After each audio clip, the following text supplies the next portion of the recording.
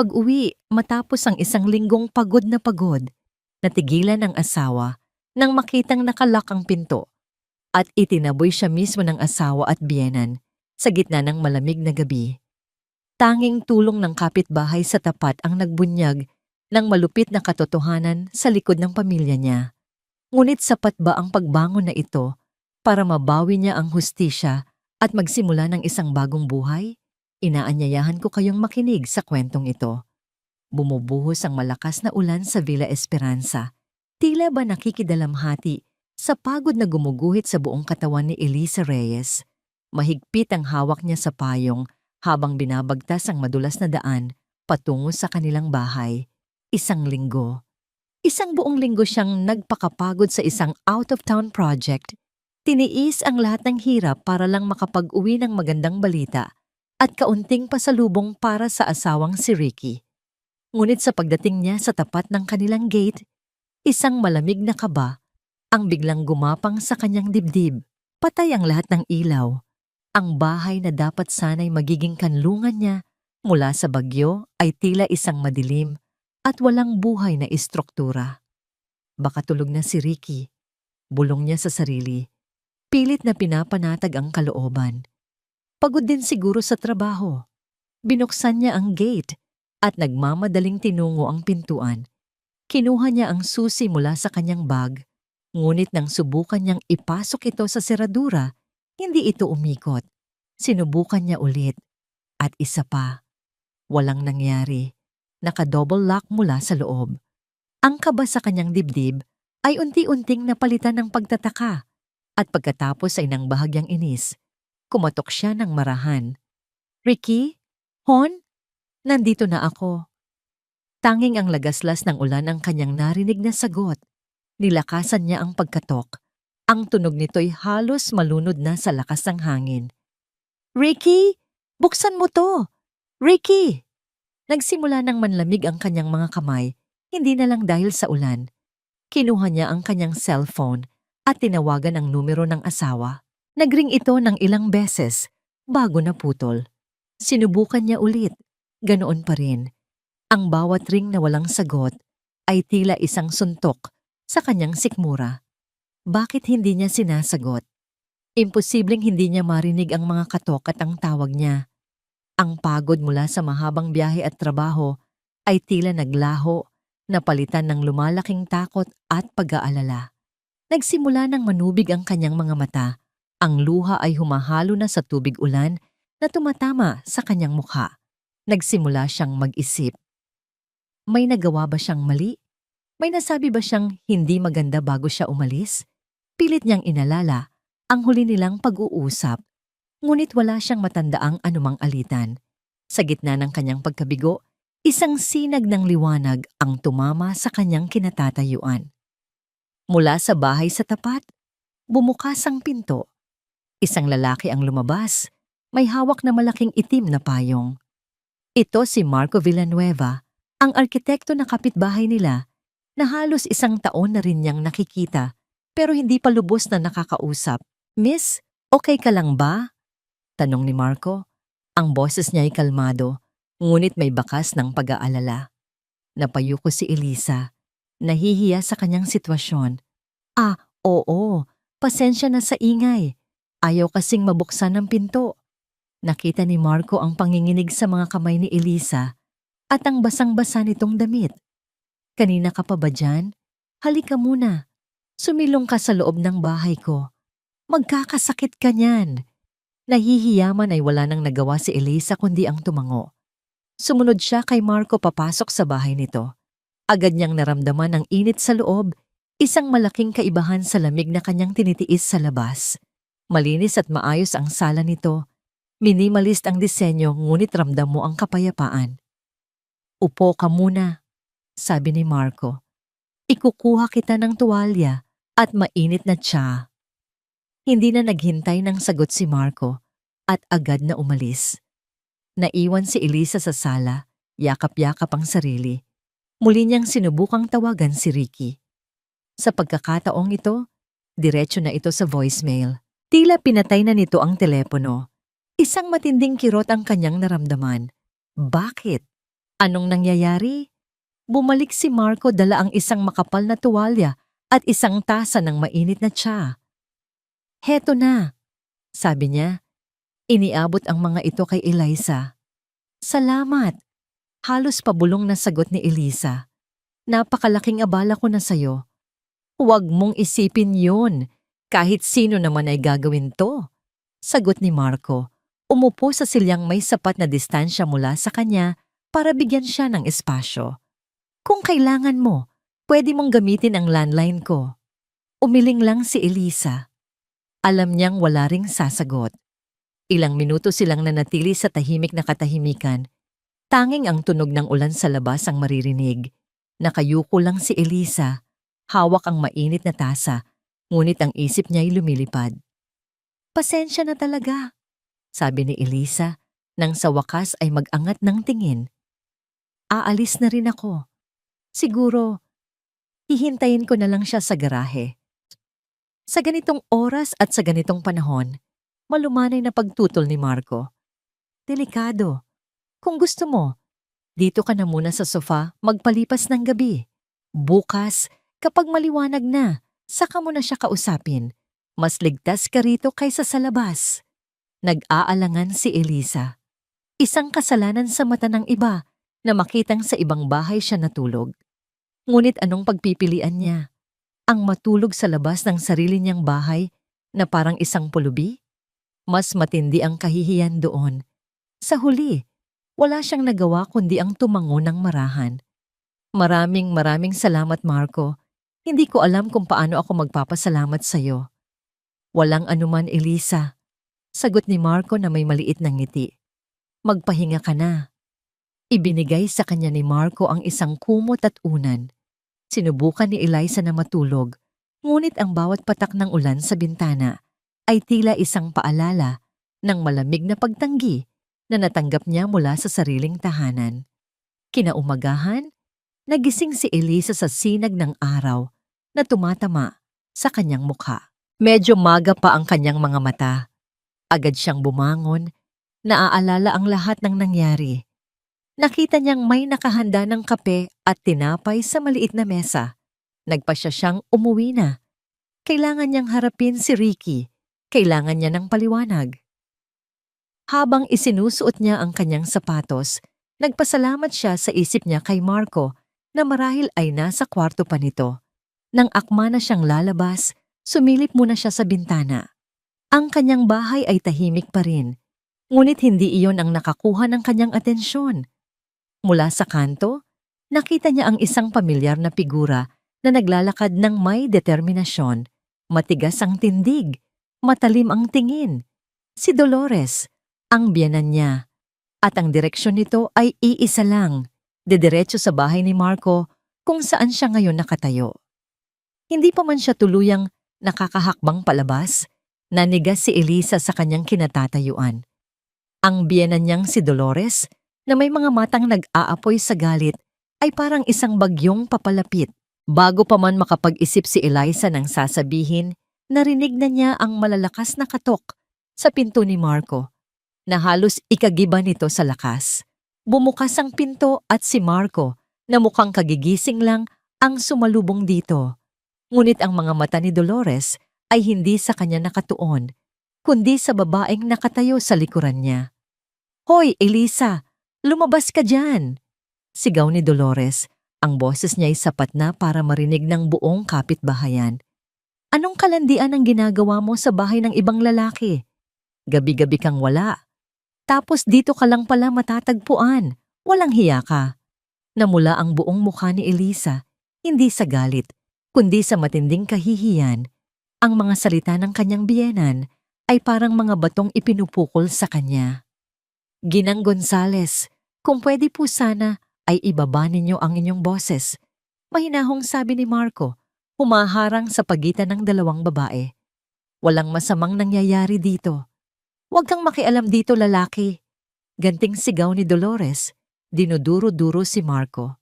Kasabot ka sa kalokohan ng manugang kong ito. Isang linggo siyang iniwan ng anak ko, tapos sa'yo pala tatakbo. Anong klaseng asawa yan? Tumingin siya ulit kay Eliza. Puno ng pandidiri ang mga mata. Isang inutil na asawa. Yan ka. Hindi ka na nga marunong mag-alaga ng asawa. Nangangaliwa ka pa.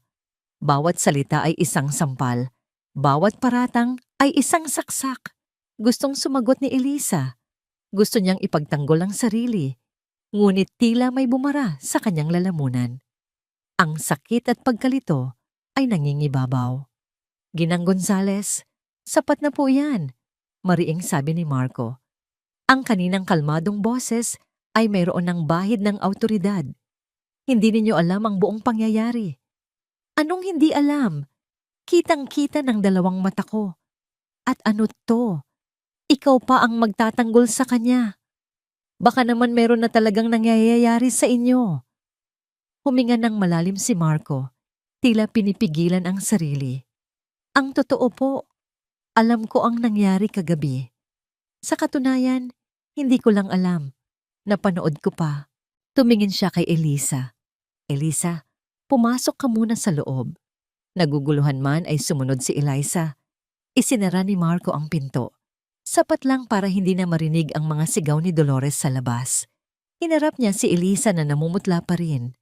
Mayroon akong CCTV na nakatutok sa tapat ng bahay ko para sa seguridad. Paliwanag ni Marco.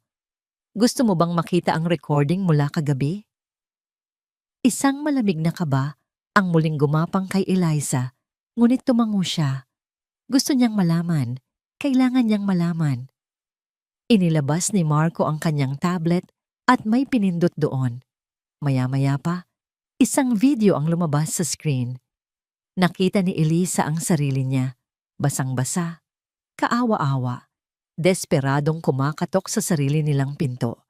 Naramdaman niya muli ang kahihiyan, ngunit ang sumunod na eksena ang nagpadurog sa kanyang puso.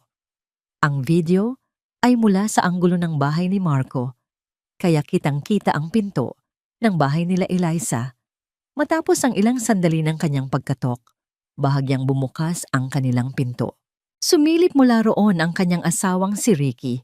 Nakita nito si Eliza sa labas, nanginginig sa ulan. At pagkatapos, isang bagay ang gumuhit sa mukha ni Ricky na hinding-hindi malilimutan ni Eliza. Isang ngisi. Hindi itong ngisi ng pagod o inis. Iyon ay ngisi ng tagumpay. Ngisi ng isang taong nagagalak sa paghihirap ng iba. Malinaw na malinaw sa video, dahan-dahan nitong isinara ang pinto at narinig pa ang malakas na pag-ikot ng double lock. Sa likuran ni Ricky, sumulpot ang anino ni Dolores, tumatango bilang pagsang-ayon. Nabitawan ni Eliza ang tablet. Bumagsak ito sa malambot na sofa. Napatingin siya sa kawalan, ang kanyang mga matay ng lalaki sa katotohanang hindi kayang tanggapin ng kanyang isip. Hindi ito aksidente, hindi siya nakatulugan, hindi nito nalobat ang telepono. Ito ay sinadya. Plinano nilang iwan siya sa labas, sa gitna ng bagyo na parang isang basahan. Ang sakit ay hindi mailarawan. Mas matindi pa ito sa 10 beses na pagsampal. Tila binibiyak ang kanyang dibdib. Ang bawat piraso ay sumisigaw sa kataksilan na kanyang natuklasan. Ang lalaking pinangakuan niya ng habambuhay, ang lalaking minahal niya ng higit pa sa sarili niya, ay nagawang pagtawanan ang kanyang paghihirap. Nagsimulang tumulo ang kanyang mga luha, hindi na dahil sa pagkalito, kundi dahil sa purong sakit at galit. Isang galit na ngayon lang niya naramdaman sa buong buhay niya. Isang galit na isinilang mula sa durog na puso at wasak na tiwala. Dahan-dahan niyang pinunasan ang kanyang mga luha. Nag-angat siya ng tingin kay Marco na tahimik lang na nagmamasid sa kanya. Puno ng pag-unawa ang mga mata. Humugot siya ng isang malalim na hininga. Ang boses niya, nang sa wakas ay lumabas, ay hindi nanginginig. Ito ay kalmado, ngunit may bigat. Walang bakas ng pagmamakaawa. Tanging ang lamig ng isang desisyon na hindi na mababali pa. Kailangan kong tawagan si Belle. Ang bawat pagpatak ng ulan sa salaming bintana ng coffee shop ay tila kasabay ng mabibigat na tibok ng puso ni Elisa. Tahimik siyang nakaupo sa isang sulok. Hawak ang isang tasang kape na hindi pa niya nababawasan. Nakatingin siya sa kawalan, ngunit sa kanyang isip, paulit-ulit na naglalaro ang imahe mula sa CCTV, ang ngisi sa mukha ni Ricky, ang nangisi ng kataksilan. Ilang sandali pa, isang babaeng may matapang na tindig at matalas na paningin ang pumasok sa pinto. Agad nitong nakita si Eliza at mabilis na lumapit. Ito si Attorney Isabel Cruz o Belle, ang kanyang matalik na kaibigan mula pa noong kolehiyo. "Bes!" Bungad ni Belle. Ang boses niya'y puno ng pag-aalala habang hinahawakan ang balikat ni Eliza. "Sorry, na-traffic ako. Kumusta ka? Anong nangyari?" Sa pagkakita pa lang sa mukha ng kaibigan, ang pader na pilit itinatayo ni Eliza sa paligid ng kanyang puso ay nagsimulang gumuho.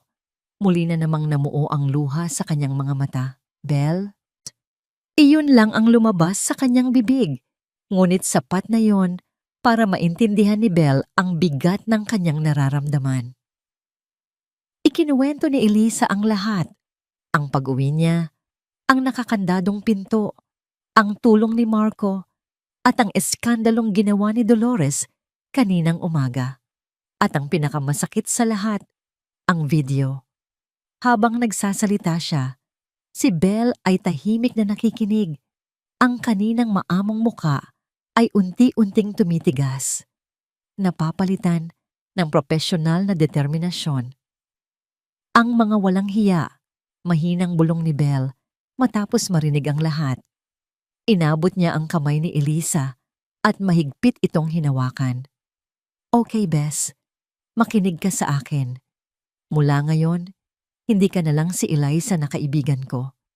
Kliyente na rin kita, at bilang abogado mo, sisiguraduhin kong pagbabayaran nila ang ginawa nila sa'yo." May kung anong lakas ang idinulot ng mga salita ni Belle kay Eliza. Anong gagawin natin?" Sumandal si Belle sa upuan. Ang isip niya ay tumatakbo na. "Base sa kwento mo, malinaw na may plano sila. Hindi ito basta-basta init ng ulo lang. Annulment? Pwede, pero masyadong matagal. Ang kailangan natin ay mabilis na aksyon para protektahan ka at ang mga ari-arian mo." Bigla siyang napahinto. "Teka, ang pera. Ang pera ninyo." Isang bagong kaba ang naramdaman ni Eliza. "Anong meron sa pera namin?" "May joint savings account kayo, di ba?"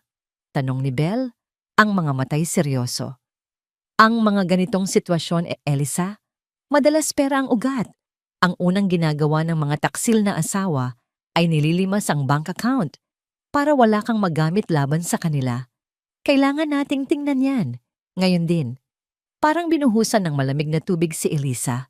Sa gitna ng emosyonal na sakit, hindi niya naisip ang tungkol sa pera. Ang perang pinaghirapan nilang pareho. Ang perang... Nanginginig ang mga kamay ni Eliza habang kinukuha ang kanyang cellphone. Hindi naman siguro nila gagawin yon, Belle. May pinag-iipunan kami para sa... Hindi na niya natuloy ang sasabihin. Para saan pa? "Tingnan mo." Mahinang utos ni Belle. Binuksan ni Eliza ang banking app. Ang bawat segundo ng pagload nito ay tila isang oras. Hindi niya halos matipa ang password dahil sa panginginig ng kanyang mga daliri. Dumadagundong ang kanyang dibdib, umaasa, nagdarasal na sana'y mali ang hinala ng kanyang kaibigan. Nang sa wakas ay bumukas ang account, napahinto sa paghinga si Eliza. Nakatitig siya sa screen sa mga numerong tila nanunukso sa kanya. Ang perang ilang taon niyang pinagtrabahuan, ang bawat sentimong tiniis niya para sa kanilang kinabukasan, lahat ay naglaho. Ang natitirang balanse, 525.50. Ang tunog ng coffee shop, ang paggiling ng kape, ang tawanan sa kabilang mesa, ang mahinang musika, lahat ay naglaho. Tanging ang malakas na ugong sa kanyang tainga ang kanyang naririnig. Ang cellphone ay tila naging isang tonelada sa bigat. Ang pakiramdam ay hindi galit o lungkot. Ito ay kawalan. Isang malalim na butas na biglang lumitaw sa kanyang sikmura. Kinuha nila ang lahat. "Eliza?" Nag-aalalang tanong ni Belle. Dahan-dahang iniharap ni Eliza ang screen ng telepono kay Belle. Walang salitang lumalabas sa kanyang bibig. Nakita ni Belle ang numero at napamura ito ng mahina. Agad niyang inagaw ang telepono at sinuri ito. Hayop siya. Hayop silang mag-ina. Hinawakan niya ang nanginginig na kamay ni Eliza. Bes, huminga ka. Huminga ka ng malalim. Makinig ka sa akin, babawiin natin to. Bawat piso. Pero parang wala nang naririnig si Eliza. Ang kanyang isip ay blangko. Ang kanyang pag-asa, tuluyan ng naglaho. Habang inaalon ni Belle si Eliza, patuloy niyang sinusuri ang detalye sa telepono. Tiningnan niya ang transaction history. At doon, isang detalye ang nakakuha ng kanyang pansin. Isang detalyeng nagpatindig ng kanyang balahibo at nagpasiklab sa kanyang galit. Tumingin siya kay Eliza, ang kanyang mga matay nanlilisik. Bes, sabi ni Belle, ang boses niya ay seryoso at puno ng panggigigil. May mas malala pa rito, ang malaking withdrawal. Ang halos kalahating milyong pisong kinuha niya. Tiningnan ko ang petsa at oras. Napatingin si Eliza kay Belle, naghihintay. Ginawa niya to kahapon. 6:00 ng gabi. Ilang oras bago kanya hindi pinapasok sa sarili mong pamamahay. Nakatayo si Dolores Gonzales sa gitna ng sala ng bahay na dapat sanay para kay Eliza. Ngunit ngayon ay tila pag-aari na niya. May isang ngiti ng tagumpay sa kanyang mga labi habang pinagmamasdan ang mga muebles, ang mga palamuti. Ngunit ang nangunang ngiting iyon ay biglang naglaho nang mag-vibrate ang kanyang cellphone sa ibabaw ng mesa. Nang makita niya ang pangalan sa screen, Boss Tonyo, isang pamilyar na takot ang gumapang sa kanyang sikmura. Sinagot niya ito. Pilit pinatatag ang kanyang boses. Hello, Boss Tonyo, bati niya. Sinisikap na maging kaswal. Dolores? Sagot ng isang magaspang na boses sa kabilang linya. Huwag mo na akong batiin. Nasaan na ang pera ko? Sabi mo 1 linggo lang. 2 linggo na ang nakalipas. Kaunting pasensya pa, boss. Malapit na. May inaayos lang. Sagot ni Dolores, ang mga palad niya ay nagsisimula ng pagpawisan. Wala na akong pasensya. Sigaw ng lalaki. Alam mo ba kung gaano nakalaki ang interes ng 200,000 mo? Kung hindi mo yan mababayaran hanggang sa Biyernes, baka hindi na lang ako ang bisitahin mo. Baka yung magaling mong anak, si Ricky ang dalawin ng mga tao ko. Tandaan mo, alam ko kung saan siya nagtatrabaho. Nanlamig ang buong katawan ni Dolores. Huwag ninyong idadamay ang anak ko. Kung ayaw mong madamay siya, magbayad ka. Biyernes, Dolores, huling araw mo na yon. At ibinaba na nito ang tawag. Nabitawan ni Dolores ang telepono. Ang kanyang paghinga ay mabigat. Ang perang nakuha nila mula sa account ni Eliza ay hindi pa sapat para takpan ang lahat ng kanyang utang sa sugal. Kailangan niya ng mas malaki. Kailangan niya ng paraan para masigurong sa kanila mapupunta ang lahat. Ang bahay, ang lupa, lahat. At si Eliza, ang tanging hadlang. Sakto namang pumasok si Ricky sa sala. Ang muka'y gusot at puno ng pag-aalala. Ma, tumawag si Tita Belen. Tinatanong kung bakit daw hindi makontak si Eliza. Anong sasabihin ko? Hinarap siya ni Dolores. Ang takot sa kanyang muka ay napalitan ng isang matigas na determinasyon. Hinawakan niya ang pisngi ng anak. Ricky, anak, makinig ka kay Mama. Ginagawa ko to para sa'yo, para sa kinabukasan mo. Pero ma, tama ba itong ginawa natin? Nilimas natin yung account. Pinalayas natin siya. Paano kung ano? Putol ni Dolores. Paano kung hinayaan natin siyang ubusin ang pera ninyo sa mga walang kwenta niyang proyekto? Paano kung hinayaan natin siyang kontrolin ka habang buhay? Kailan ka pa natutong questionin si Mama? Di ba't ako ang laging nag-iisip ng ikabubuti mo? Napatungo si Ricky, tila isang batang pinapagalitan. Pero mahal ko si Eliza. Mahal? Isang mapaklang tawa ang kumawala kay Dolores. Ang pagmamahal ba ay Yung hinahayaan kang magtrabaho mag-isa habang siya ay kung saan-saan naglalakwatsa. Anak, ginagamit ka lang niya. Matagal ko nang nakikita yan. Ngayon na wala na siya, malaya ka na. At itong pera, sabi niya, habang kinukuha ang passbook sa drawer, ito ang simula ng bago mong buhay, isang buhay na walang pakialamerang asawa. Ang bawat salita ni Dolores ay lason na unti-unting pumapasok sa isip ni Ricky. Pinapatay ang anumang bahid ng konsensya na natitira pa rito. Tumango na lang siya, sunod-sunuran sa ina. Ngunit alam ni Dolores na hindi sapat ang pagkontrol kay Ricky. Kailangan niyang sirain si Elisa sa mata ng lahat. Kailangan niyang siguraduhin na kapag nagsalita si Elisa, wala nang sino mang maniniwala sa kanya. Kinahapunan, lumabas si Dolores at umupo sa tindahan ni Aling Marites kung saan nagkakatipon ang mga tsismosa ng Villa Esperanza. Dala ang kanyang pinakamahusay na pag-arte. Nagsimula siyang umiyak. Ay Dolores, anong problema? Tanong agad ni Geng Chavez. Hindi ko na kaya mga mare.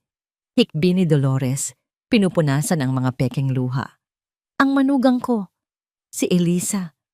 Iniwan na niya si Ricky. Nagulat ang mga babae. Ano? Bakit daw? Hindi ko alam kung saan ako nagkulang sa pagpapaalala sa kanya. Patuloy ni Dolores. Lagi siyang wala. Laging nasa labas kasama ang mga kung sino-sinong kliyente daw. Ang anak ko, pagod na pagod sa trabaho. Pero pag-uwi, malamig na pagkain at walang asawa ang nadadatnan. At ang pera, Diyos ko, halos maubos na ang ipon nila sa mga luho niya. Bawat salita ay isang kasinungalingan. Ngunit ibinigay niya ito ng may buong emosyon. Ang kwento ay mabilis na kumalat sa buong subdivision na parang apoy. Kinabukasan, bumalik si Eliza sa bahay nila. Kasama niya si Belle. Naroon sila para kuhanin ang mga personal na gamit niya. Ngunit sa pagbaba pa lang niya ng sasakyan, naramdaman niya agad ang pagbabago. Ang mga kapitbahay na dati bumabati sa kanya ng may ngiti ay ngayon nag-iiwas ng tingin. Ang iba'y hayagang nagbubulungan habang matatalim siyang tinititigan.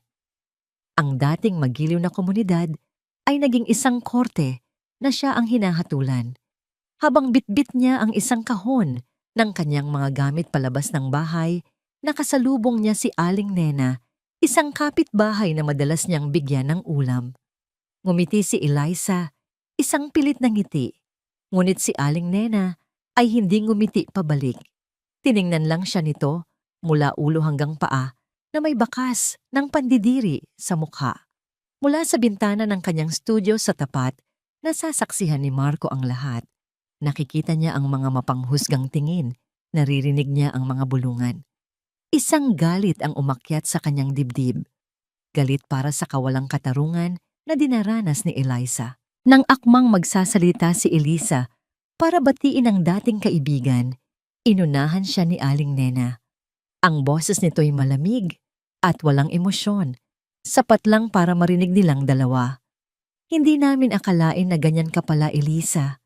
Pagkasabi niyon ay tinalikuran na siya nito. Naiwan si Elisa na nakatayo roon, hawak ang kahon, tila isang estranghero sa lugar na minsan niyang tinawag na tahanan.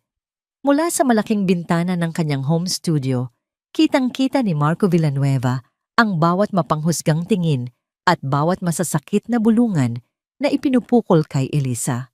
Nakatayo siya roon, hindi gumagalaw, habang pinapanood ang babaeng dahan-dahang binubuhat ang bigat ng buong mundo sa kanyang mga balikat.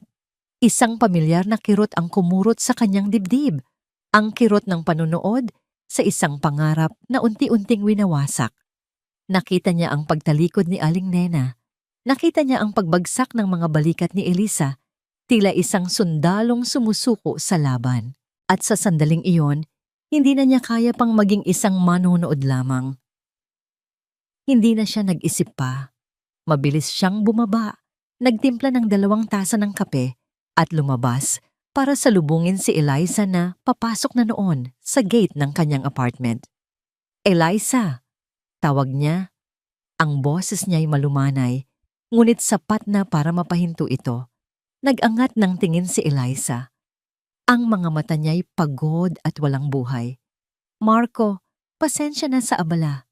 Huwag mong isipin yun, sabi ni Marco. Iniabot ang isang tasa ng kape. Para sa'yo. Naisip ko, baka kailangan mo nito. Nag-aalangan man ay tinanggap ito ni Eliza. Salamat. Alam kong marami kang iniisip, patuloy ni Marco. Pero kung minsan, nakakatulong ang pagbabago ng tanawin, kahit saglit lang. Halika, samahan mo muna ako sa studio ko. Uminom tayo ng kape. Tiningnan siya ni Eliza, may pagtataka sa mga mata. Baka may ginagawa ka. Ang ginagawa ko ay mag-alala para sa kapitbahay ko. Diretsong sagot ni Marco na may maliit na ngiti. Halika na. Dahil sa pagod at kawalan ng lakas para tumanggi, sumunod na lang si Eliza. Pumasok sila sa bahay ni Marco at umakyat sa ikalawang palapag kung saan naroon ang studio nito. Namangha si Eliza sa kanyang nakita. Ang buong silid ay naliligo sa liwanag ng araw mula sa malalaking bintana. Maayos na nakahilera ang mga libro sa arkitektura. May mga miniature models ng mga modernong gusali at sa gitna ng lahat ay isang malaking drafting table. Ang amoy ng kape at bagong putol na kahoy ay nagbibigay ng pakiramdam ng kapayapaan. Dito ako nagtatrabaho kapag wala ako sa site, paliwanag ni Marco. Upo ka. Naupo si Eliza sa isang komportableng silya habang si Marco naman ay sumandal sa kanyang mesa. Sa gitna nila ay isang kahon na daladala ni Eliza, ang kahon ng mga gamit na nakuha niya mula sa dati niyang buhay. Sa pag-upo ni Eliza, aksidenteng tumagilid ang kahon. Nahulog mula roon ang isang lumang portfolio at kumalat sa sahig ang mga pahina nito, mga luma at naninilaw ng papel na puno ng mga sketch at disenyo. Naku ko, pasensya na. Dali-daling sabi ni Eliza, yumuko para pulutin ang mga ito. Hayaan mo na, tutulungan na kita, sabi ni Marco at lumuhod para tumulong. Ngunit sa pagdampot niya sa isang papel, natigilan siya. Hindi ito basta-basta mga guhit lang. Ito ay isang detalyadong floor plan ng isang maliit, ngunit eleganteng bahay na may mga nota sa gilid tungkol sa paggamit ng natural na liwanag at recycled na materyales. Kinuha niya ang isa pa, isang disenyo ng interior para sa isang coffee shop na may kakaibang konsepto. Ano to? Tanong ni Marco. Ang boses niya'y puno ng tunay na paghanga. Namula ang mukha ni Eliza, pilit na inaagaw ang mga papel. Wala yan. Mga luma kong drawing lang nung nangangarap pa ako. Nangangarap? Inulit ni Marco. Hindi binibitawan ang mga sketch. Eliza, hindi ito basta pangarap lang. Professional ang gawang to. Ang galing ng pagkakalatag mo ng espasyo. Ang konsepto mo sa sustainable materials. Ito yung mga bagay na pinag-aaralan ko ngayon. Tiningnan siya ni Eliza, hindi makapaniwala. Mga luma na yan, bago pa ako ikasal. Wala na yan. Anong wala na? Maring sabi ni Marco. Ang talento, hindi nawawala. Natutulog lang. Tinitigan niya si Eliza ng diretso sa mata. Sayang. Ang laki ng potensyal mo. Sa unang pagkakataon sa loob ng napakatagal na panahon, may isang taong nakakita sa kanya, hindi bilang asawa ni Ricky, hindi bilang manugang ni Dolores, kundi bilang si Eliza, ang arkitekto, ang taga-disenyo. Isang mainit na pakiramdam ang gumapang sa kanyang puso, kasabay ng pamilyar na kirot ng isang pangarap na matagal na niyang ibinaon. Ang hilig ko talaga ay sustainable architecture. Pag-iiba ni Marco ng usapan para mabigyan ng espasyo si Eliza. Ang paniniwala ko, ang isang magandang disenyo ay hindi lang maganda sa paningin, kundi maganda rin para sa kalikasan. Habang nagsasalita si Marco tungkol sa kanyang pasyon, unti-unting nawala ang tensyon sa katawan ni Eliza. Nakikinig siya, tumatango, at paminsan-minsan ay nagtatanong, Isang maliit na kislap ang bumalik sa kanyang mga mata. May libro ako tungkol diyan na baka magustuhan mo, sabi ni Marco. Tumayo at lumapit sa isang mataas na bookshelf. Tungkol ito sa biophilic design, ang pagsasama ng kalikasan sa loob ng mga istruktura, katulad ng mga ideya mo rito. Itinuro niya ang isang makapal na libro sa itaas na estante. Kasabay nito, si Elisa na na-curious sa pamagat ay tumayo rin at lumapit para tingnan. Alin doon? Tanong niya. Ito, sabi ni Marco. Iniabot ang kamay para kunin ang libro. Sa parehong segundo, iniabot din ni Elisa ang kanyang kamay, sinusubukang abutin ang parehong libro. Nagdikit ang kanilang mga kamay. Isang tila kuryente ang gumapang mula sa dulo ng mga daliri ni Marco pataas sa kanyang braso. Natigilan sila pareho. Ang oras ay tila bumagal. Ang tanging naririnig niya ay ang malakas na pagtibok ng kanyang puso. Dahan-dahan siyang lumingon kay Elisa na nakatingin din sa kanya, ang mga matay ng lalaki sa gulat.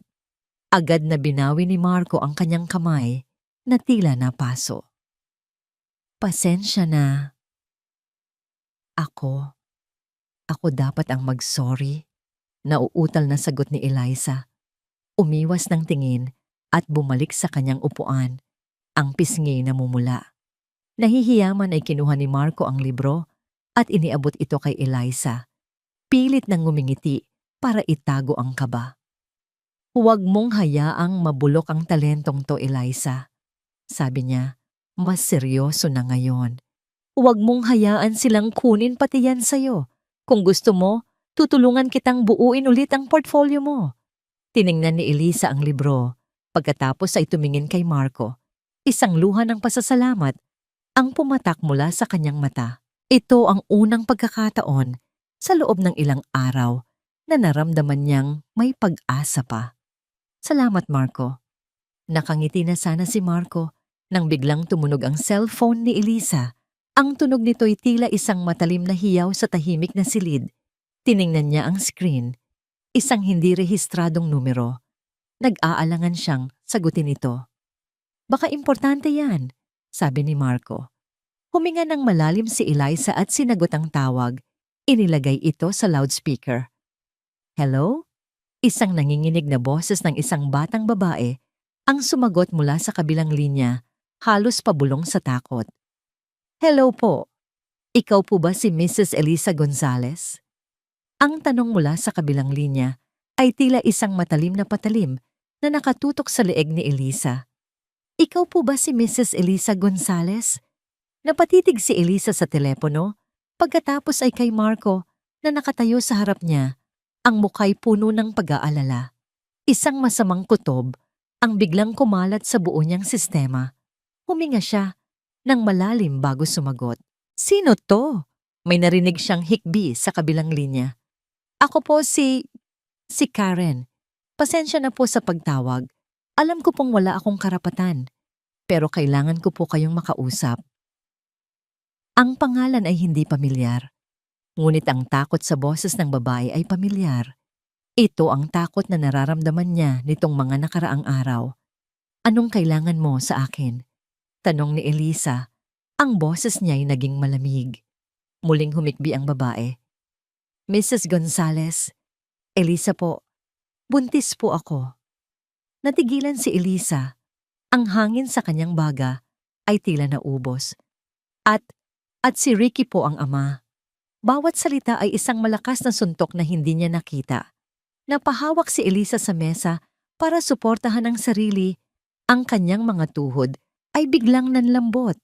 Nakita ni Marco ang pamumutla niya at agad siyang inalalayan paupo. Ano? Iyon lang ang salitang lumabas sa kanyang bibig. Isang bulong na puno ng pagtanggi. Patawad po, patuloy ng babae. Ang boses niya ay basag na sa pag-iyak. Hindi ko po sinasadya.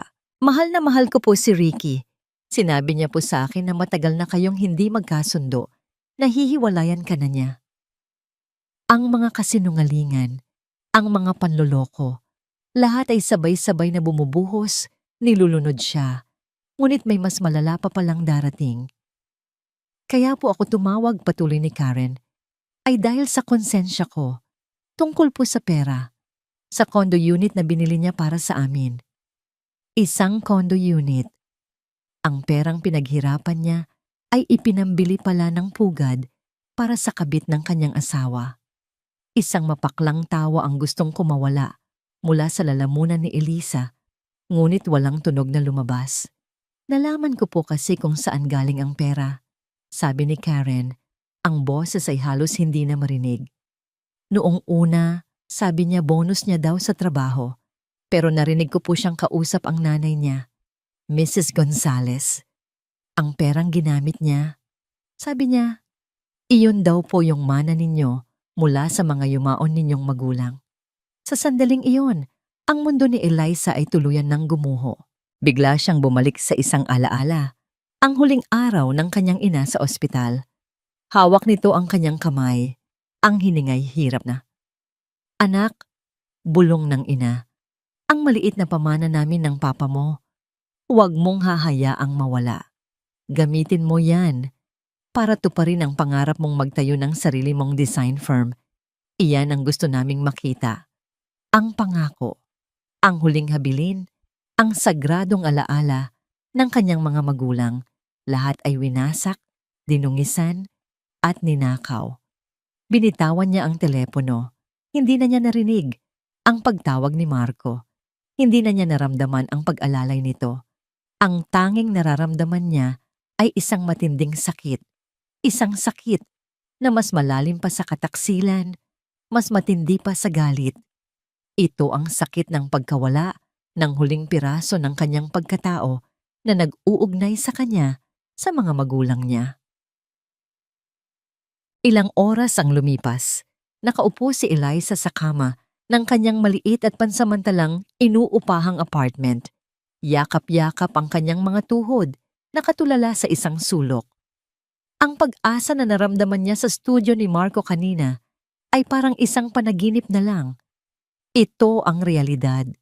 Wasak siya. Wala siyang pera. Wala siyang pamilya. Wala siyang tahanan. At ngayon, wala na rin siyang pangarap. Ito na marahil ang dulo. Tumunog ang kanyang telepono. Si Belle, pilit niyang pinatatag ang sarili bago sumagot. Hello? Bes, sabi ni Belle. Sa kabilang linya, ang boses ay seryoso. May masama akong balita. Pinatingnan ko sa kakilala ko ang kaso ng mana. Dahil idineposito mo ang pera sa joint account ninyo. Sa mata ng batas, naging conjugal property na yon. Kung walang kasulatan na nagsasabing para sa'yo lang yon, napakahirap patunayan sa korte na sa'yo lang yon dapat mapunta.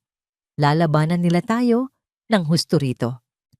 Kung may natitira pa mang katiting na pag-asa sa puso ni Elisa, sa sandaling iyon ay tuluyan na itong namatay. Kahit ang batas ay tila hindi nakakampi sa kanya. Kinabukasan, kahit durog na durog, pilit na bumangon si Elisa. Kailangan niyang magtrabaho. Nakakuha siya ng isang maliit na contractual job sa isang interior design company sa Makati. Kailangan niyang kumain. Kailangan niyang mabuhay kahit hindi na niya alam kung para saan. Habang nakaupo siya sa kanyang cubicle, pilit na itinuon ang isip sa blueprint na nasa harap niya, isang malakas na boses ang biglang umalingaw-ngaw sa buong opisina. Nasaan dito si Elisa Reyes? Nasaan ang mga agaw na yan? Nanigas si Elisa. Kilala niya ang boses na yon. Dahan-dahan siyang lumingon at nakita niya si Dolores, nakatayo sa gitna ng opisina, ang muka'y tila isang demonyo, handang manira. Lumapit ito sa kanya. Kasunod ang mga nagtatakang tingin ng lahat ng kanyang mga bagong katrabaho. Napakawalang hiya mo. Sigaw ni Dolores, dinuduro siya. Hindi ka pa nakontento na sirain ang buhay ng anak ko, pati ang kinabukasan ng magiging apo ko, ninakaw mo pa. Hindi makapagsalita si Elisa. Apo? Oo, apo. Patuloy ni Dolores. Tila nabasa ang isip niya at ngayoy nagsasalita para marinig ng lahat. May dinadalang tao ang nobya ng anak ko. Isang inosenteng bata na ninakawan mo ng kinabukasan. Humarap si Dolores sa mga katrabaho ni Elisa na ngayon ay nakapalibot na sa kanila. Huwag ninyong pagkatiwalaan ang babaeng yan. Inagaw niya ang mana na dapat sana ay para sa apo ko, para lang sa kalandian niya. Nasa kalagitnaan ng pagrepaso ng isang blueprint si Marco nang biglang tumunog ang kanyang telepono, isang hindi pamilyar na numero. Ngunit ang sunod-sunod na pagtawag nito ay nagbigay sa kanya ng masamang kutob. Sinagot niya, "Hello? Sir Marco Villanueva po ba to?" Tanong ng isang nag-aalalang boses sa kabilang linya. "Ako po yung HR sa pinagtatrabahuhan ni Ma'am Elisa Reyes. May problema po kasi dito." Hindi na niya pinatapos ang babae. Isang pangalan lang ang narinig niya, Eliza. Isang salita lang ang pumasok sa isip niya, Dolores. Mabilis niyang kinuha ang susi ng kotse at walang paalam na umalis ng bahay.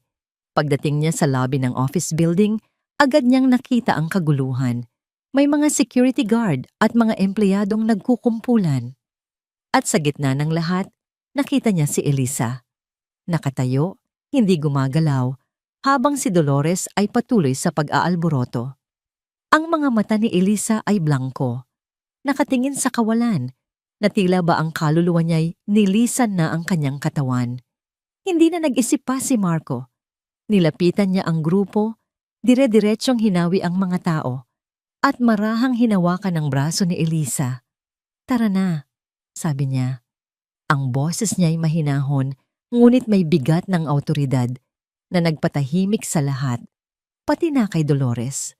Walang pagtutol, walang reaksyon. Nagpatiyanod lang si Elisa habang inaakay siya ni Marco, palabas ng gusali, papalayo sa mga mapanghusgang tingin at masasakit na salita. Sa loob ng kotse, katahimikan ang namayani. Binalot ng katahimikan na mas maingay pa sa sigaw ni Dolores. Hinigpitan ni Marco ang hawak sa manibela. Ang kanyang mga buto sa panga ay tumitigas sa pinipigil na galit. Tumingin siya sa babaeng katabi niya. Nakatingin lang ito sa labas ng bintana. Ngunit alam niyang wala itong nakikita. Para itong isang magandang florera na nabasag. At ngayon ay pinipilit na lang pagdikitin ang mga pira-pirasong bahagi. Imbes na ihatid siya sa kanyang apartment, minaneho ni Marco ang kotse paakyat. Paakyat sa mga burol ng Antipolo, kung saan ang ingay ng syudad ay napapalitan ng malamig na hangin at malawak na tanawin. Huminto siya sa isang maliit at tahimik na coffee shop sa gilid ng bundok. "Baba muna tayo," sabi niya. Sumunod lang si Elisa na parang isang anino. Umupo sila sa isang mesang nasa labas, kung saan tanaw nila ang buong Metro Manila. Nag-order si Marco ng 2 kape. Ilang minuto silang hindi nagsalita. Pinapanood lang ni Marco si Elisa, na nakatitig pa rin sa kawalan. Alam niyang walang salita ng simpatiya ang makakapagpagaan sa nararamdaman nito. Kailangan nito ng higit pa roon. Kailangan nitong malaman na hindi siya nag-iisa sa gitna ng pagkawasak. Huminga ng malalim si Marco, inipon ang lakas ng loob para buksan ang isang sugat na matagal na niyang itinatago. Alam mo, panimula niya, ang boses niya'y mahina. Mayroon din akong pangarap na winasak. Sa unang pagkakataon, lumingon si Eliza sa kanya. Isang bahagyang kislap ng kuryosidad ang dumaan sa blangko niyang mga mata. 5 taon na ang nakalipas, patuloy ni Marco. Ang tingin niya'y nasa malayo na rin. Mayroon akong fiancé. Ang pangalan niya ay Ria. Arkitekto rin siya. Mas magaling pa nga sa akin. Isang mapait na ngiti ang gumuhit sa kanyang mga labi. Magkasosyo kami sa lahat ng bagay. Sa buhay, sa mga plano, sa mga pangarap. Ang pinakamalaki naming pangarap ay magtayo ng sarili naming firm. Isang firm na gagawa ng mga bahay na abot kaya, pero maganda at matibay para sa mga ordinaryong pamilya. Isang araw, bumisita kami sa isang construction site ng proyekto namin. Nagkaroon ng aksidente. Isang scaffolding ang bumagsak. nasa ilalim siya. At wala akong nagawa. Ang huling mga salita ay halos pabulong na lang. Ang sakit ng alaala ay sariwa pa rin na parang kahapon lang nangyari. Pagkatapos niyang mawala, sabi ni Marco, gumuho ang lahat. Isinara ko ang kumpanya. Itinapon ko ang mga plano. Ibinenta ko ang bahay na dapat sana'y titirhan namin. Nagtago ako sa trabaho, sa pagiging abala, sa pag-iisa. Dahil sa tuwing titingin ako sa isang blueprint, hindi na pangarap ang nakikita ko. Ang nakikita ko na lang ay yung mga pira-pirasong alaala ng nawala sa akin. Tumingin siya kay Elisa. Sa pagkakataong ito, may nakita siyang luha sa mga mata nito. Ngunit ang luhang iyon ay hindi para sa sarili niya. Iyon ay para kay Marco. Sinisi ko ang sarili ko. Pag-amin niya, sana mas naging maingat ako. Sana hindi ko siya hinayaang pumunta roon. Hinayaan kong kainin ng pagsisisi ang buong pagkatao ko. Inabot ni Marco ang kamay ni Eliza na nakapatong sa mesa. Ang balat nito'y malamig na parang yelo. Hinawakan niya ito ng mahigpit. Elisa, alam kong masakit. Alam kong parang katapusan na ng mundo. Pero huwag mong gagayahin ang ginawa ko. Tinitigan niya ito ng diretso sa mga mata. Ang kanyang boses ay puno ng pagsusumamo at determinasyon. Huwag mong hayaang sirain nila ang pangarap mo, tulad ng hinayaan kong sirain ng nakaraan ang sa akin. Sa mga salitang iyon, isang bagay ang nagbago. Ang blangkong tingin ni Elisa ay dahan-dahang nawala. Napalitan ito ng pag-unawa, ng sakit, at pagkatapos ng isang maliit na kislap. Isang kislap ng apoy na matagal nang namatay. Pinunasan niya ang kanyang luha at sa unang pagkakataon, tumingin siya kay Marco hindi bilang isang kaawa-awang biktima, kundi bilang isang taong nakahanap muli ng dahilan para lumaban. Salamat, bulong niya. Nang akmang bibitawan na ni Marco ang kamay nito, biglang nagring ang telepono ni Elisa. Si Belle. Pinindot niya ang answer. Bes! Sigaw ng isang masiglang boses mula sa kabilang linya. Isang malaking kaibahan sa bigat ng kanilang pinag-uusapan. Huwag ka munang susuko. May nahanap ako. Isang lead tungkol sa mga pinagkakautangan ni Dolores. Ang maliit na law office ni Belle Cruz ay naging isang war room. Ang mesa na karaniwang puno ng mga legal na dokumento ay ngayon napalitan ng mga mapa ng Villa Esperanza, mga kopya ng bank statement, at isang malaking whiteboard na puno ng mga pangalan at koneksyon. Ang katahimikan ay binasag ng masiglang boses ni Belle. Okay, team? Sabi ni Belle, na parang isang general na nagpaplano ng isang opensiba. Ito ang nalaman ko. Mayroon akong source sa loob ng isang kasino sa Pasay. Ayon sa kanya, regular na bisita doon si Dolores Gonzales. At hindi lang siya basta-basta naglalaro. Malaki ang talo niya. Malaki ang utang. Nakatayo si Eliza sa harap ng whiteboard, ang mga mata niya'y nakatuon sa pangalan ng kanyang biyenan. Ang babaeng nakilala niya sa coffee shop, na wasak at walang pag-asa, ay naglaho na. Napalitan ito ng isang babaeng may malamig na determinasyon sa kanyang mga mata. Ang kwento ni Marco ay hindi lang nagbigay sa kanya ng lakas. Binigyan siya nito ng bagong layunin. Hindi na ito tungkol sa pera o sa bahay. Ito ay tungkol sa pagbawi sa pangarap na ninakaw. Hindi lang para sa sarili niya, kundi para na rin sa alaala ni Ria. Kung may utang siya, kanino? Tanong ni Eliza. Ang boses niya ay kalmado, ngunit matalas. Iyon ang problema, sagot ni Belle.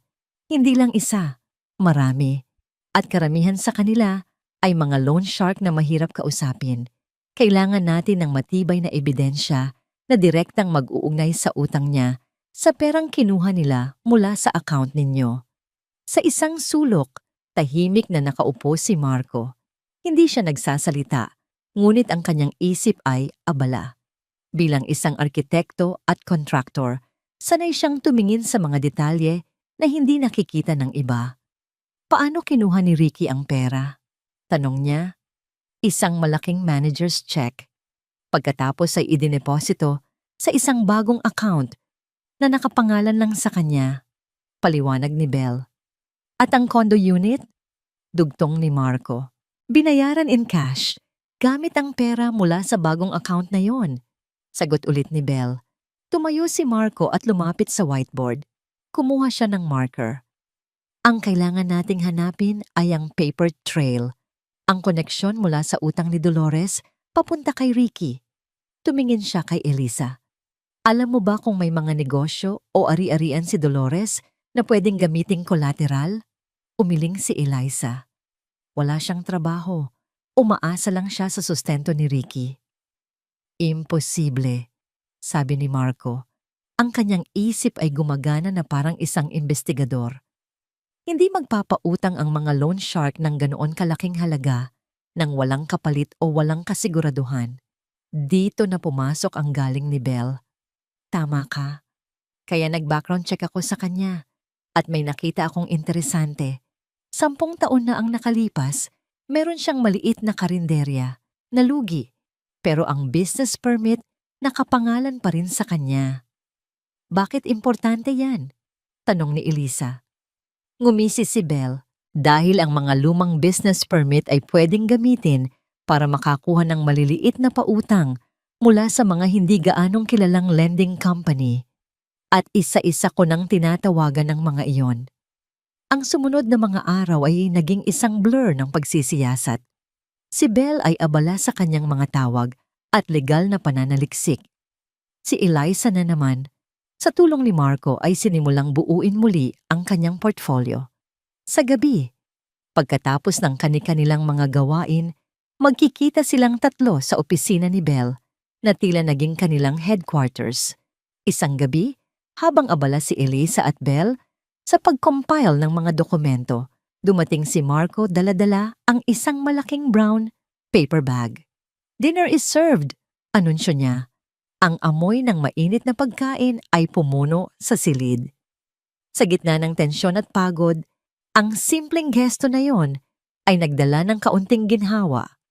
Naupo silang tatlo sa sahig, kumakain mula sa mga styrofoam box na parang mga estudyanteng naghahanda para sa isang malaking exam. Alam mo, Marco, sabi ni Belle sa gitna ng pagkain, akala ko dati, isa ka lang sa mga supladong kapitbahay ni Elisa. Hindi ko akalaing isa ka palang superhero. Ngumiti lang si Marco. Hindi ako superhero. Tumutulong lang ako sa tama. Tumingin siya kay Elisa na napangiti rin. Isang tunay na ngiti, ang unang beses sa loob ng napakatagal na panahon. Sa gitna ng kanilang tawanan, biglang tumunog ang telepono ni Belle. Isang source. Agad niya itong sinagot at lumayo ng kaunti. Nang bumalik siya, ang mukha niya'y seryoso, ngunit may kislap ng tagumpay. Bingo, sabi niya. Nahanap ko na. Isa sa mga pinagkakautangan ni Dolores ay hindi loan shark. Isa itong small-time developer. At ang ginamit niyang panggarantiya sa utang? Hindi business permit. Tumingin siya sa kanilang dalawa. Ginamit niya ang pangalan ni Ricky. May pinirmahan si Ricky na promissory note. Nangangakong babayaran ang utang ng ina niya gamit ang darating na komisyon niya mula sa isang malaking benta. Pero wala namang ibinebenta si Ricky, sabi ni Eliza. Eksakto, sabi ni Belle. Ang kanyang ngiti ay lumapad. Pero ang petsa sa promissory note ay 1 linggo bago niya nilimas ang bank account ninyo. At ang halaga? Eksakto sa perang kinuha niya. Nagkatinginan si Eliza at Marco. Ito na. Ito na ang ebidensyang hinahanap nila. Ang direktang koneksyon. Ngunit may kulang pa. Ang kondo, sabi ni Marco. Ang deed of sale ng condo unit na binili para kay Karen. Nasaan yon? Iyon ang pinakamahirap kunin, pag-amin ni Belle. Nasa pangalan ni Ricky, kaya pribado yon. Dito na muling nagsalita si Marco. Baka hindi na natin kailangang hanapin. Tumingin siya kay Elisa. Nabanggit ni Karen sa tawag niya kung saan ang kondo, di ba? Tumango si Eliza.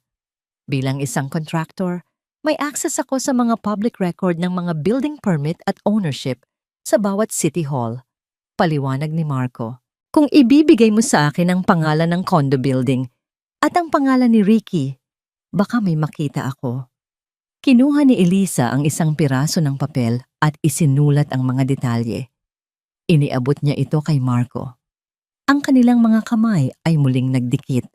Ngunit sa pagkakataong ito, walang pagkailang. Tanging pag-unawa at pagtitiwala.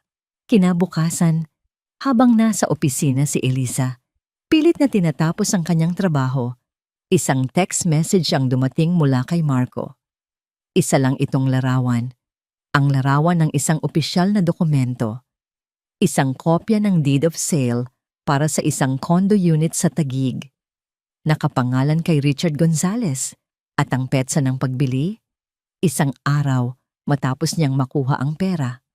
At ang pinakamatibay na ebidensya, nakalakip sa dokumento ang isang bank certificate na nagpapatunay na ang perang ginamit pambayad ay nagmula sa bagong account ni Ricky. Ang parehong account kung saan idineposito ang ninakaw na mana. Tinitigan ni Elisa ang larawan sa kanyang telepono. Ang lahat ng piraso ng puzzle ay nandito na. Ang promissory note, ang bank withdrawal, ang deed of sale. Biglang tumawag si Belle. Ang boses niya ay puno ng pananabik. Bes, kumpleto na tayo. Pwede na nating isampa ang kaso. Game over na sila. Ang pakiramdam ng tagumpay para kay Richard Ricky Gonzalez ay panandalian lamang. Sa mga unang linggo, ang buhay ay tila perpekto. Ang malaking pera sa kanyang bank account, ang bagong kondo, ang atensyon ni Karen, ang kawalan ni Eliza. Ngunit higit sa lahat, ang katahimikan, ang kawalan ng boses ni Eliza na laging nagpapaalala sa kanya ng kanyang mga responsibilidad at ng mga pangarap na hindi naman talaga sa kanya. Ngunit ang katahimikan na yon ay dahan-dahang napalitan ng isang nakakabinging kaba. Nagsimula ito sa mga simpleng bagay, ang pag-iwas ng tingin ng ilang kapitbahay, ang hindi na pagsagot sa tawag ng mga dating kaibigan, at pagkatapos ay dumating ang opisyal na sulat, isang makapal na sobre mula sa isang law firm ang sumalubong sa kanya isang umaga.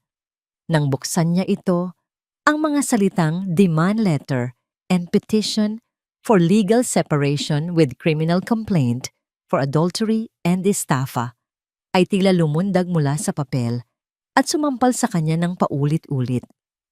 Nanginginig ang kanyang mga kamay habang binabasa ang mga kalakip na dokumento. Kopya ng promissory note na pinirmahan niya, mga bank statement, at ang deed of sale ng kondo ni Karen. Ma! Sigaw niya. Ang boses niya ay puno ng sindak na ngayon lang niya naramdaman. Mama! Dumating si Dolores mula sa kusina. Ang muka'y nagtataka. Ngunit nang makita ang mga papel sa kamay ni Ricky, ang kulay sa kanyang muka ay biglang nawala. Ano to? Nanginginig na tanong ni Ricky. Paano? Paano nila nalaman ang lahat ng to? Mabilis na inagaw ni Dolores ang mga papel. Ang kanyang mga matay nanlilisik habang binabasa ang bawat detalye. Ang walang hiyang babaeng yon. Siyempre niya. At ang kaibigan niyang abogada. Akala mo kung sinong matalino. Anong gagawin natin, Ma? Halos magmakaawang tanong ni Ricky. Makukulong ba ako? Estafa, adultery? Manatatakot ako. Tiningnan ni Dolores ang kanyang anak, ang kanyang duwag at mahinang anak. Isang galit ang pumalit sa kanyang takot. Galit hindi kay Eliza, kundi sa kahinaan ni Ricky. Ngunit hindi ito ang oras para sa paninisi. Kailangan nilang kumilos. Tumigil ka sa pag-iyak na parang bata. Sigaw niya. Hindi pa tapos ang laban. Meron pa tayong isang baraha, ang huling baraha. Ano yon? Ang puso ni Eliza. Sagot ni Dolores, isang tusong ng ngiti ang dahan-dahang gumuhit sa kanyang mga labi. Kahit anong talino ng abogada niya, si Eliza pa rin yan. Ang marupok at maawaing si Eliza na kilala natin. Gagamitin natin yan laban sa kanya. Inutusan ni Dolores si Ricky kung ano ang dapat gawin. Bawat salita, bawat hikbi, bawat pag-arte. At si Ricky, na walang sariling pag-iisip, ay sumunod na parang isang tuta. Kinuha niya ang kanyang telepono at tinawagan ang numero ni Elisa. Sa pangatlong ring sumagot ito. Hello? Ang boses ni Eliza ay malamig at walang emosyon. Hindi ito ang boses ng asawa niya na kilala niya. Elisa. Panimula ni Ricky. Pinipilit na paiyakin ang kanyang boses. Ako to. Si Ricky. Katahimikan. Please, Elisa, mag-usap tayo. Patuloy niya, kasabay ng mga pekeng hikbi. Alam kong nagkamali ako. Nagkamali kami ni Mama. Pero nagsisisi na ako. Nagsisisi na ako sa lahat. Hindi ko kayang mawala ang kasakin. Narinig niya ang isang buntong hininga sa kabilang linya. Ricky, tapos na tayo. Hayaan mo nang ang mga abogado natin ang mag-usap. Hindi. Ayoko ng abogado. Sigaw ni Ricky. Eksakto sa script na ibinigay ng ina niya. Gusto ko. Ikaw ang kausapin ko. Gusto nating ayusin to. Bilang pamilya. Kahit ito na lang ang huli, Elisa. Bigyan mo ako ng pagkakataong humingi ng tawad ng personal. Pakiusap. Muling natahimik sa kabilang linya. Ang ilang segundong yon ay tila isang habambuhay para kay Ricky. Alam niyang ito na ang huling pag-asa nila. Kung hindi ito gumana, tapos na ang laro. Narinig niya ang pag-uusap sa background sa panig ni Eliza. Boses ni Belle. Boses ng isang lalaki. Marahil ay ang kapitbahay nilang si Marco. Ang pag-iisip na magkasama silang tatlo ay nagpasiklab ng isang damdamin sa puso ni Ricky, hindi selos, kundi inggit. Inggit sa lakas na nakita ni Elisa sa piling ng ibang tao. Ricky, sabi ni Elisa nang sa wakas ay magsalita ito ulit. Ang boses niya ay kalmado pa rin, ngunit mayroon ng bigat. Pumapayag akong makipagkita. Isang ngiti ng tagumpay ang gumuhit sa mukha ni Ricky. Tumingin siya sa ina niya at nag-thumbs up. Ngunit ang sumunod na sinabi ni Eliza ang nagpabura sa ngiting iyon. Sa opisina ni Belle, bukas, 10:00 ng umaga, at isama mo ang nanay mo. Ang conference room sa opisina ni Belle Cruz ay malamig at tahimik. Ang tanging maririnig ay ang mahinang ugong ng aircon at ang pagpatak ng ulan sa salaming bintana na tila isang paalala ng gabing nagsimula ang lahat. Nakaupo si Elisa sa isang dulo ng mahabang mesa, katabi si Belle. Sa tapat nila, 2 bakanting upuan ang naghihintay. Si Marco ay nasa labas lang ng silid, nagmamasid, isang tahimik na aninong handang umalalay kung kinakailangan. Eksaktong 10:00 ng umaga, bumukas ang pinto. Pumasok si Ricky at Dolores, kasama ang isang abogado na mukhang pagod at dehado na bago pa man magsimula ang laban. Agad na sinimulan ni Dolores ang kanilang plano. Bago pa man makaupo, lumapit siya sa kinaroroonan ni Eliza. Ang kanyang muka ay basang-basa na sa luha. Elisa, anak? Hikbi niya. Akmang hahawakan ang kamay ni Eliza. Patawarin mo na kami. Patawarin mo na ang anak ko. Nagkamali kami. Pero pamilya pa rin tayo. Hindi gumalaw si Elisa. Hindi niya inalis ang kanyang kamay, pero hindi rin niya ito iginalaw para salubungin ang palad ng biyenan. Ang kanyang mga mata ay kalmado, malamig na parang yelo, nakatitig lang ng diretso kay Dolores. Maupo po kayo, Ginang Gonzales, sabi ni Belle. Ang boses niya ay professional at walang anumang emosyon. Magsimula na tayo. Walang nagawa ang mag-ina, kundi ang maupo. Agad na nagsalita ang kanilang abogado. Ang kliyente ko po, si G. Gonzales, ay nais sanang ayusin ito ng pribado. Nais niyang mag-offer ng settlement para... Settlement? Putol ni Belle. Isang matalim na ngisi ang sumilay sa kanyang mga labi. Binuksan niya ang isang folder sa harap niya. Sa tingin ko, hindi ninyo naiintindihan ang bigat ng sitwasyon ninyo. Inilapag ni Belle ang unang dokumento sa mesa. Isang kopya ng promissory note na pinirmahan ni Ricky para sa utang ni Dolores. Exhibit A, isang promissory note na may petsang 1 linggo bago ninakaw ni G. Gonzales ang pera ng aking kliyente. Malinaw na merong conspiracy to commit fraud. Namutla ang abogado ni Ricky. Si Dolores naman ay napalunok. Inilapag ni Belle ang pangalawang dokumento. Exhibit B, isang certified true copy ng bank withdrawal slip at ang statement of account na nagpapakita ng paglipat ng halos ₱250,000 mula sa joint account papunta sa personal account ni G. Gonzales. Ang pawis ay nagsimulang mamuo sa noo ni Ricky. Exhibit C, patuloy ni Belle. Ang boses niya ay tila isang martilyo ng hukom. Inilapag niya ang deed of sale ng condo unit. Isang deed of sale para sa isang condominium unit na binili para sa isang Miss Karen Santos, ang babaeng kasalukuyang nagdadalang tao sa anak ni G. Gonzales. Ang pagbili ay ginawa 1 araw matapos makuha ang pera. Tumingin si Belle sa abogado. Ito ay malinaw na ebidensya ng estafa through misappropriation at adultery. At ayon sa Article 333 ng Revised Penal Code, ang adultery ay may parusang pagkabilanggo ng hanggang 6 na taon. Ang estafa naman, depende sa halaga, ay may mas mabigat na parusa. Sa bawat dokumentong inilalapag, ang pag-arte ni na Dolores at Ricky ay unti-unting nalulusaw. Ang mga pekeng luha ay natuyo, napalitan ng tunay na takot.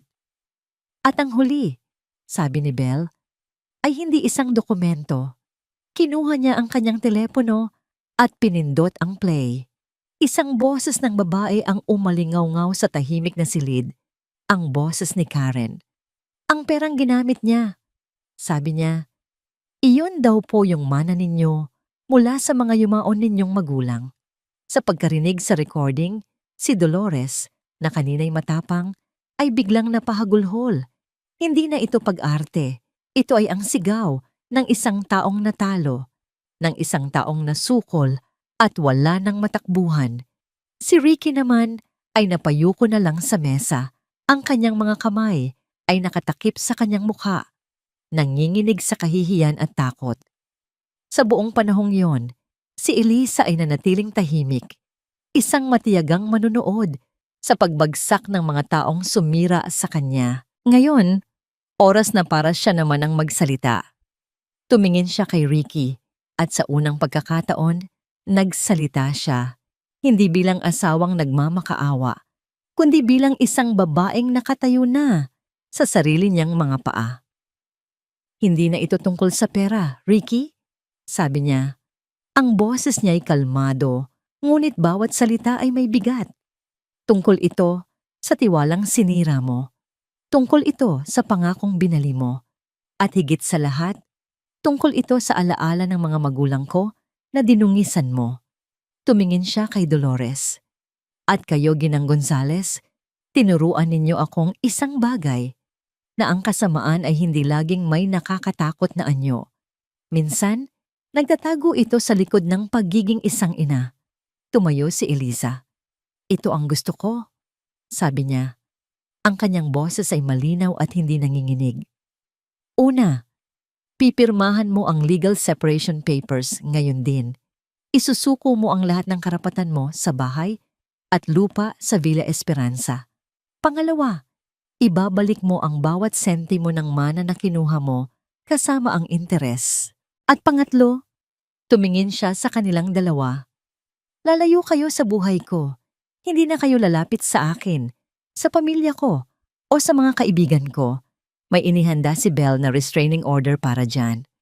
Kapag hindi kayo pumayag, dagdag ni Belle, bukas na bukas din, isasampa namin ang mga kasong kriminal na ito at sisiguraduhin kong sa kulungan kayo pupulutin. Ang abogado ni Ricky ay lumingon sa kanyang mga kliyente. Walang pag-asa sa kanyang mga mata. Dahan-dahan siyang tumango, isang senyales ng pagsuko. Payag na kami. Halos pabulong na, sabi ng abogado. Payag na po kami sa lahat ng kondisyon. 6 na buwan ang lumipas. Ang tag-ulan na nagsilbing saksi sa simula ng kalbaryo ni Elisa ay napalitan na ng mainit at maliwanag na sikat ng araw. Ang bawat umaga ay hindi na nagsisimula sa takot o pighati, kundi sa tahimik na tunog ng mga ibon at amoy ng bagong timplang kape sa kanyang inuupahang apartment. Isang umaga, habang nag-aayos siya para sa trabaho, isang email notification ang lumabas sa kanyang telepono. Galing ito sa bangko. Nang buksan niya ito, isang simpleng mensahe ang nakasulat. Funds transfer successful. Nakatitig siya sa mga numero sa screen, ang eksaktong halaga ng mana na ninakaw sa kanya kasama ang interes. Bawat sentimo ay naibalik na. Napapikit si Eliza at huminga ng malalim. Isang malaking tinik ang tila nabunot mula sa kanyang dibdib. Hindi ito tungkol sa pera. Ito ay ang pagsasara ng isang masakit na kabanata. Ito ang huling piraso ng kanyang nakaraan na kailangan niyang bawiin para tuluyang makalaya. Maya-maya pa, isang text ang dumating mula kay Belle. Bes, nabenta na raw ni Ricky ang kondo. Mukhang hirap na sila. At ayon sa chismis, si Dolores bumalik daw sa probinsya. Good riddance. Isang maliit na ngiti ang sumilay sa labi ni Eliza. Hindi ngiti ng paghihiganti, kundi ngiti ng kapayapaan. Tapos na.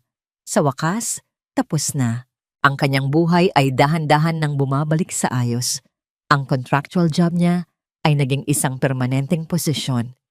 Ang kanyang mga disenyo ay laging pinupuri ng kanyang boss at ng mga kliyente. At ang pinakamahalaga, ang kanyang portfolio na minsan niyang itinuring na mga pira-pirasong basura ay muling nabubuo, mas maganda at mas makabuluhan kaysa dati, salamat sa tulong at gabay ni Marco. Si Marco. Sa loob ng 6 na buwan, si Marco ay naging higit pa sa isang kapitbahay. Naging kaibigan siya, isang tagapayo, isang kasama sa trabaho, at isang tahimik na presensya na laging nariyan. Maraming gabi silang nag-usap tungkol sa mga disenyo sa studio nito. Maraming tanghali silang kumain sa labas para pag-usapan ang mga bagong materyales sa konstruksyon. Ang kanilang pagiging magkaibigan ay lumalim, batay sa respeto, paghanga, at isang hindi masabing koneksyon na pareho nilang nararamdaman ngunit parehong nag-aalangang pangalanan. Isang Sabado ng hapon, niyaya siya ni Marco na bisitahin ang isang bakanteng lote sa Tagaytay. May kliyente akong gustong magpatayo ng rest house. Sabi nito, gusto kong marinig ang ideya mo para sa interior. Habang nakatayo sila sa gilid ng lote, tanaw ang lunti ang tanawin at ang asul na lawa ng taal, isang pakiramdam ng kaligayahan ang bumalot kay Eliza. Ito ang buhay na pinangarap niya, ang makalikha, ang bumuo. Ang ganda dito, bulong ni Eliza. Oo, sagot ni Marco, ngunit hindi sa tanawin siya nakatingin, kundi kay Eliza. Alam mo, Eliza, sa loob ng 6 na buwan, nakita kitang bumangon, nakita kitang buuin ulit ang sarili mo, at habang pinapanood kita, hindi ko namalayan. Binubuo mo na rin pala ako. Tumingin si Eliza kay Marco, ang puso niya'y biglang bumilis ang tibok. Noong nawala si Ria, patuloy ni Marco, akala ko, katapusan na rin ang mga pangarap ko. Pero ipinakita mo sa akin na posibleng magsimula ulit. Na posibleng magtayo ng bago mula sa mga guho. May kinuha si Marco mula sa kanyang bag, isang malaking illustration board. Inilatag niya ito sa hood ng kanyang kotse. Nang tingnan ito ni Eliza, napahinto siya sa paghinga. Ito ay isang disenyo, isang logo, 2 letra, isang eleganteng V, at isang matatag na R na magkadikit, bumubuo ng isang istruktura ng bahay. Sa ilalim nito ay may mga salita, V&R Design Studio Villanueva and Reyes. Eliza Reyes, taong sabi ni Marco, ang boses niya ay seryoso, ngunit puno ng init. Gusto kong maging partner, hindi lang sa proyektong ito, sa lahat ng proyekto. Gusto kong itayo natin yung pangarap na matagal na nating kapwang ibinaon. Nakatitig lang si Eliza sa disenyo, pagkatapos ay kay Marco. Ang mga mata niya'y nagsimulang mamasa. Ito ay higit pa sa isang business proposal. Ito ay isang paanyaya para sa isang bagong simula. Isang kinabukasan. Ngumiti si Eliza. Isang ngiti na abot hanggang sa kanyang mga mata. Isang ngasang ngiti na puno ng pasasalamat at pag-asa. Biglang tumingin si Marco ng diretso sa kanyang mga mata. Ang kanyang ngiti ay may halong kaba at pananabik. "So partner," sabi niya, ang boses niya'y halos pabulong na. "Payag ka na bang bumuo ng mga pangarap kasama ko?"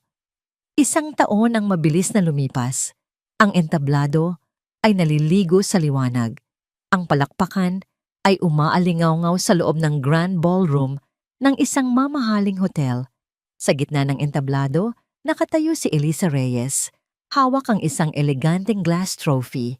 Ang kanyang nangiti ay maliwanag pa sa mga ilaw na nakatutok sa kanya. At ang parangal para sa Most Promising Interior Designer of the Year ay iginagawad kay Miss Elisa Reyes ng Pagsibol Design Studio. Kung meron mang makakakita kay Eliza isang taon na ang nakalipas, basang-basa sa ulan, kaawa-awa at durog, hindi nila makikilala ang babaeng nakatayo ngayon sa entablado. Ang kanyang tindig ay puno ng kumpiyansa. Ang kanyang mga mata ay nagniningning sa tagumpay. Lumapit siya sa mikroopono. Ang kanyang puso ay umaapaw sa pasasalamat. Tumingin siya sa mga taong nasa audience, ngunit ang kanyang mga mata ay nakatuon lamang sa isang tao na nakaupo sa harap, na nakangiti sa kanya ng buong pagmamalaki. Si Marco. "Magandang gabi po sa inyong lahat." Panimula ni Elisa, ang kanyang boses ay nanginginig ng bahagya sa emosyon. May mga pagkakataon sa ating buhay na pakiramdam natin ay gumuho na ang lahat, na ang mga pundasyong inakala nating matatag ay bigla na lang bibigay. Isang taon na po ang nakalipas, naranasan ko pong mawasak. Huminga siya ng malalim. Ang kanyang tingin ay hindi pa rin inaalis kay Marco. "Nawala po sa akin ang lahat. Ngunit sa gitna ng mga guho, may isang taong nagturo sa akin na ang bawat pagbagsak ay isang pagkakataon para magtayo muli. Na ang pinakamatibay na istruktura ay hindi yung hindi nasisira, kundi yung kayang bumangon at maging mas matatag matapos ang isang lindol." Tinuruan niya akong muling mangarap.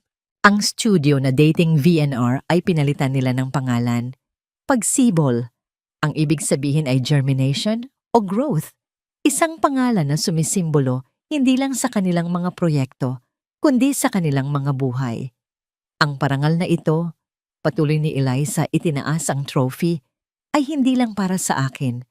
Para ito sa lahat ng taong minsang nadapa, ngunit piniling bumangon. Para ito sa lahat ng pusong nasaktan, ngunit piniling magmahal muli. At para ito sa taong nag-iisang naniniwala sa akin noong panahong kahit ako ay sumuko na sa aking sarili. Marco, para sa atin ito. Mas lumakas ang palakpakan. Bumaba si Eliza sa entablado at agad siyang sinalubong ni Marco. Walang salitang namutawi sa kanilang mga bibig. Isang mahigpit na yakap lang ang kanilang naging sagot sa isa't isa. Isang yakap na puno ng pag-ibig, pasasalamat, at mga pangarap na sabay nilang tinupad. Kinagabihan, matapos ang selebrasyon, nagpunta sila sa kanilang pinakabagong proyekto.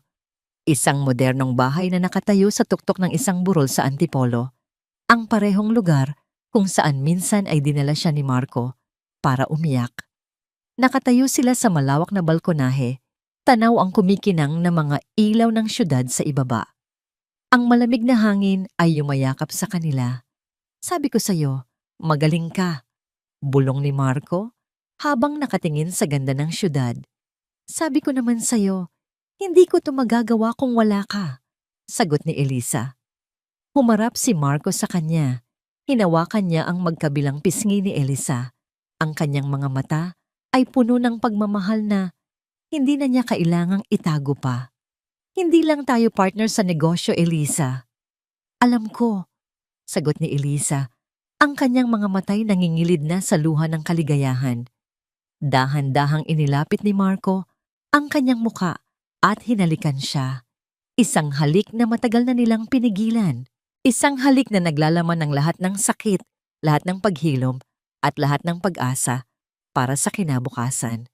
Hindi ito isang halik na parang sa fairy tale, kundi isang halik na totoo. Isang halik na nagsasabing, nandito ako, magkasama tayong bumangon, at magkasama nating haharapin ang bukas. Mula sa likuran, niyakap ni Marco si Elisa habang sabay nilang pinagmamasdan ang tanawin. Hindi na nila kailangan pang magsalita. Sa katahimikan ng gabi, sa gitna ng mga ilaw na parang mga bituin sa lupa, natagpuan nila ang kanilang tahanan. Hindi sa isang bahay na gawa sa semento at bakal, kundi sa piling ng isa't isa. Ang pundasyon nila ay hindi na binuo sa mga pangarap lamang, kundi sa mga karanasang sinubok ng panahon, pinatatag ng kataksilan, at pinagkaisa ng isang pag-ibig na muling sumibol mula sa mga durog na piraso ng nakaraan.